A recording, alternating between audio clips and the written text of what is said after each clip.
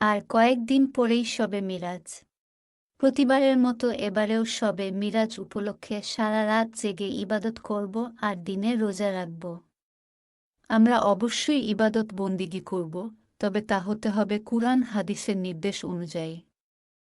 শবে মিরাজের কথা তো কোরআন হাদিসে উল্লেখ করাই আছে। রজব মাসের ২৭ তারিখে মহানবী সাল্লাল্লাহু আলাইহি ওয়াসাল্লাম এর মিরাজ হয়েছিল। নবী করিম সাল্লাল্লাহু আলাইহি ওয়াসাল্লাম এর জীবনে মিরাজ অন্যতম গুরুত্বপূর্ণ ঘটনা। মিরাজ হয়েছিল এ কথা মহাসত্য, কিন্তু কোন মাসে কত তারিখে মিরাজ হয়েছিল তার কোনো বিশুদ্ধ বর্ণনা কুরআন বা হাদিসে কোথাও উল্লেখ করা নেই।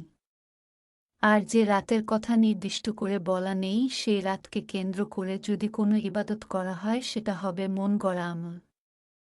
আর মন গড়া আমলই হল বিদআত। শবে মিরাজ উপলক্ষে আমরা এতদিন যত ইবাদত করেছি তা মন গড়া আমল। নবী করিম সাল্লাল্লাহু আলাইহি ওয়াসাল্লাম এর মিরাজ হয়েছিল হিজরতেরও আগে। এরপর তিনি প্রায় ১১ বছর বেঁচে ছিলেন। এই সময়ে কখনো তিনি মিরাজ দিবস বা মিরাজ রজনী উপলক্ষে কোনো আমল করেছেন এরকম বর্ণনা কোনো বিশুদ্ধ হাদিসে পাওয়া যায়নি, এমনকি জাল হাদিসেও না। তাই শবে মিরাজ উপলক্ষে আমল করা শুধু মন গড়া নয়, সুন্নতেরও বরখেলাপ করা। কিন্তু রোজা রাখা বা ইবাদত করা তো সওয়াবের কাজ। রোজা রাখা বা ইবাদত করা অবশ্যই সওয়াবের কাজ। কেউ চাইলে এই দিনে নফল রোজা রাখতে পারে বা নফল নামাজ পড়তে পারে, কিন্তু শবে মিরাজের নিয়ত করে এই দিনে বা রাতে কোনো আমল করলে সওয়াব তো হবেই না, বরং আল্লাহর কাছে বিদআতকারী বলে গণ্য হবে, আর বিদআতকারীর ঠিকানা হল জাহান্নাম। আপনি কি জেনে বুঝে জাহান্নামী হতে চান? যে আমল করলে জাহান্নামী হতে হবে সে আমল না করাই ভালো। কিন্তু আমরা তো বছরের পর বছর ধরে এই আমলই করে যাচ্ছি। শবে মিরাজকে কেন্দ্র করে অনেক কুসংস্কার প্রচলিত আছে। এই কুসংস্কারের বশবর্তী হয়ে আমরা এতদিন অনেক ভুল করেছি।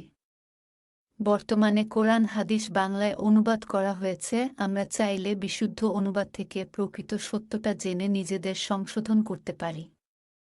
আমরা মিরাজের রাত উদযাপন না করে মিরাজের শিক্ষা দিয়ে নিজেদের জীবন সাজাতে পারি। মিরাজ থেকে শিক্ষা বিষয়টা ঠিক বুঝতে পারলাম না। হযরত ইবনে মাসউদ রাদিয়াল্লাহু আনহু বলেন, মিরাজের রাতে রাসূল সাল্লাল্লাহু আলাইহি ওয়াসাল্লামকে উপহার হিসেবে ৩টি বস্তু দেওয়া হয়েছে। ১. ৫ ওয়াক্ত নামাজ, ২. সূরা বাকারার শেষ ২টি আয়াত এবং ৩. রাসূল সাল্লাল্লাহু আলাইহি ওয়াসাল্লামের উম্মতদের মধ্যে যারা আল্লাহর সাথে কাউকে শরিক করেননি তাদেরকে মাফ করার ওয়াদা। আমাদের প্রত্যেকের উচিত মিরাজের এই ৩টি বিশেষ বস্তুকে মনে প্রাণে ধারণ করা এবং আমাদের প্রাত্যহিক জীবনে এগুলো সঠিকভাবে অনুসরণ করা। আমার মনে হয় আজ আমি মিরাজ সম্পর্কে সঠিক ধারণা পেলাম।